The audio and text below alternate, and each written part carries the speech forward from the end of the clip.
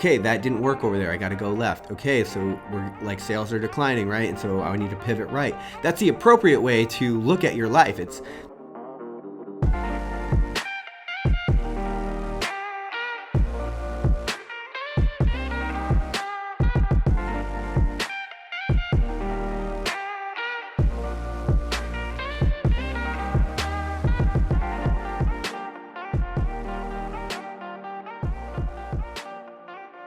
Happy Thursday. Welcome back to Morning Coffee. My name is Rick Alexander.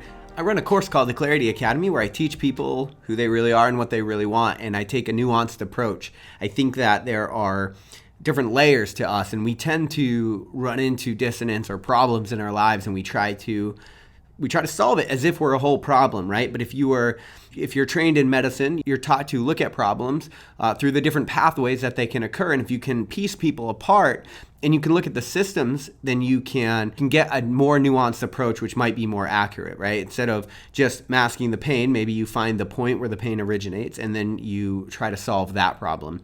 Well, with the Clarity Academy, that's what I do. I pull you apart and I look at you from different levels of analysis. And so we look at the personality level, we look at your value structure, we look at your goals, we look at what you want for yourself.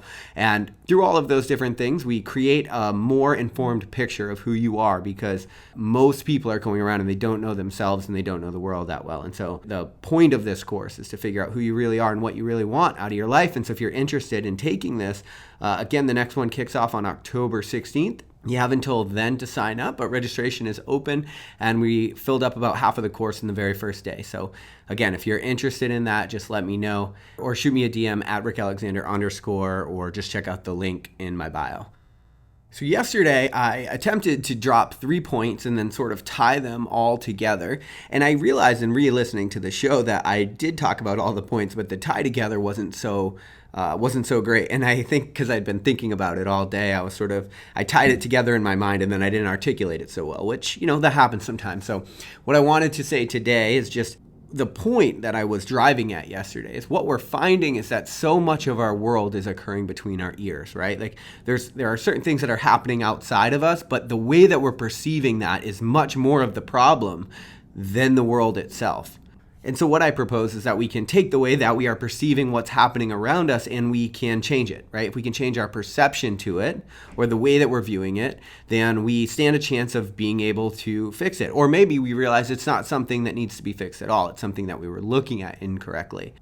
And so that's what I'd like to talk about today. And I know I talk often about the fact that your perception is sort of regulating your experience to some degree in this life. And of course, there are limits to that, right? Like there are limits to the placebo. It's like it works on some things, but there is a fixed reality in some sense. It's just that most of us could even look at what's fixed in a more productive manner, right? We're looking at it the way we've been taught to look at it, but that was a different world. Like your parents grew up in a different world. Things don't look the way that they necessarily used to look. And so in a lot of ways, you can really change your perception to change your experience. And you don't have to change reality nearly as much as you think. And what I'd like to introduce today is this idea that if you're going through the world and you're running into the same things, and I talk about this in different ways on the show. I've talked about it in behavior patterns, and I've talked about it in mindset before. But the thing to really understand is that if reality is consistently objecting to your plans, then what it's actually telling you is that there's an error in the way that you're conceptualizing everything. It's kind of like that saying, if you meet one asshole during the day, then maybe you met an asshole. But if everybody you meet's an asshole, then guess what? It could be that you're the asshole. And that's really important to know, because if you're consistently, like I said, if reality is consistently objecting to your plans, if you are finding that you're thrown off consistently, then what you need is to recalibrate the way that you're looking at reality. And so let's say that every time you want to step into a bigger role in your life, like you want to start a business or you want to go for a raise or to even just start promoting yourself more or posting on social media or something, oftentimes what you feel is you feel this same response, right? You feel like maybe the shame or the fear or the I'm not good enough, or you feel the imposter syndrome start to creep in. And when you have those feelings, it's like is that happening regularly? If it's happening regularly, what's happening is that reality is it's objecting to your plans. It's telling you there's an error. The way you're thinking about things is incorrect in some regard. Like you're going about things improperly. And I think that we need to start taking all of the things we go through, the fear and the shame and the worry and the things that just pop up for us that stop us from living, let's say, our best life, as much as I hate to say that. Just because it's so cliche, but whatever these things are that are stopping you from living your best life, they're just telling you like reality is objecting to the way that you're looking at it, and so maybe you're looking at it improperly. It's a really fool's error to spend your entire life angry trying to change everybody around you, right? If everybody around you is consistently making you feel anything, right, that's not good about yourself, then what that situation is telling you is that the way that you're conceptualizing it is incorrectly. You're thinking about it wrong. You're going about it wrong. Maybe it's your actions that are wrong. There's an error that's occurring. And so life's always telling you that. And so we have to do our best to calibrate ourselves so that as we face reality, we do it in a way that's conducive to all parties involved, right? You don't want to survive your life. One of my favorite questions to ask people is, do you really believe that this life is a trial that you have to endure, or is it an adventure that you get to go on? Okay, because if it's a trial that you have to endure, you're kind of in a no-win scenario. And if you're in a no-win scenario, then what's even the point, right? Like, are you really just being subjected to all of the different stuff in your life? Or maybe, are you just looking at it incorrectly? Are those things telling you, hey, you're looking at this wrong. There's a different and a better, a more productive and conducive way to be.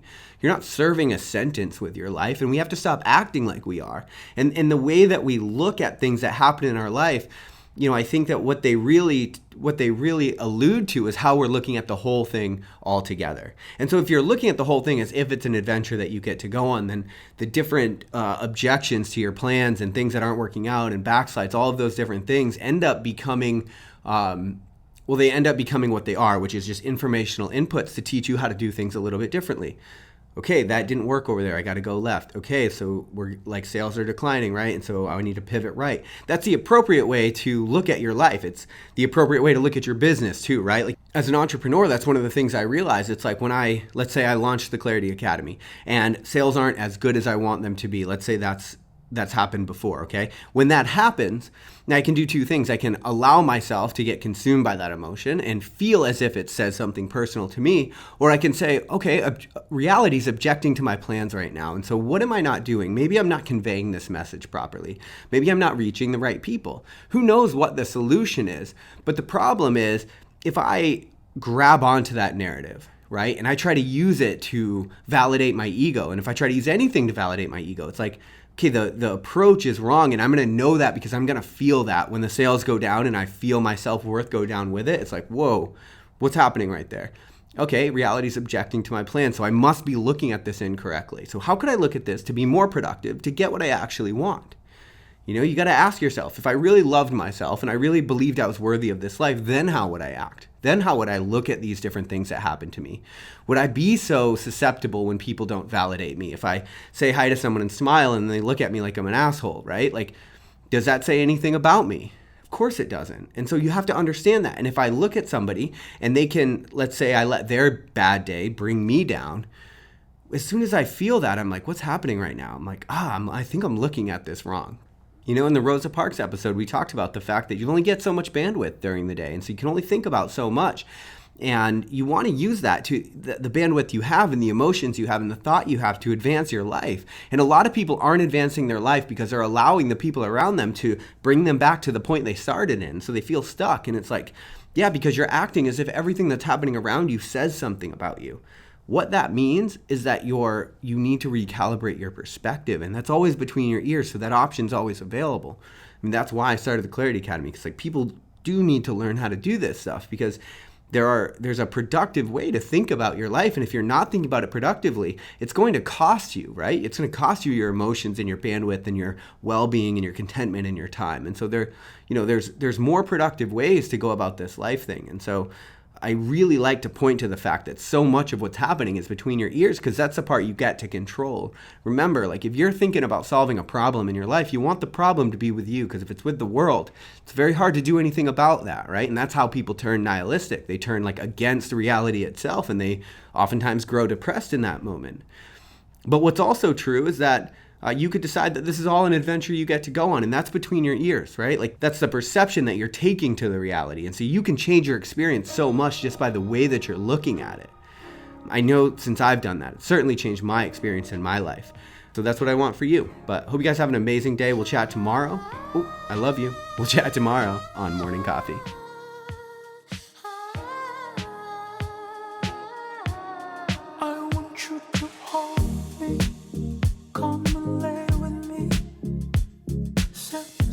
Your problems with me, baby. Set your conversation for the basement.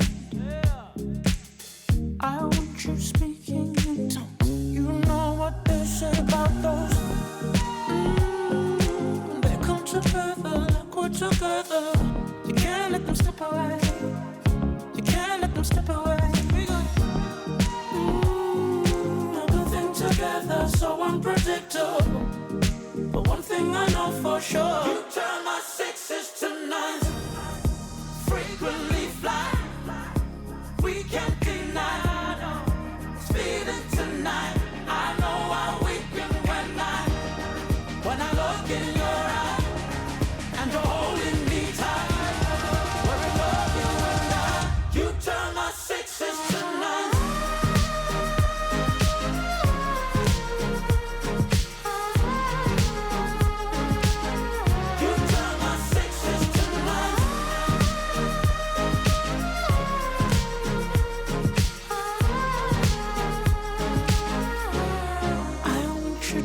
Hold me, ride this with me. Set aside your inhibitions, maybe.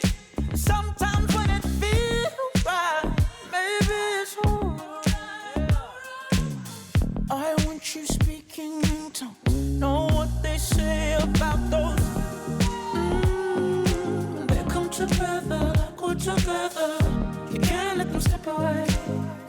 You can't let them slip away. Everything together, so unpredictable. But one thing I know for sure,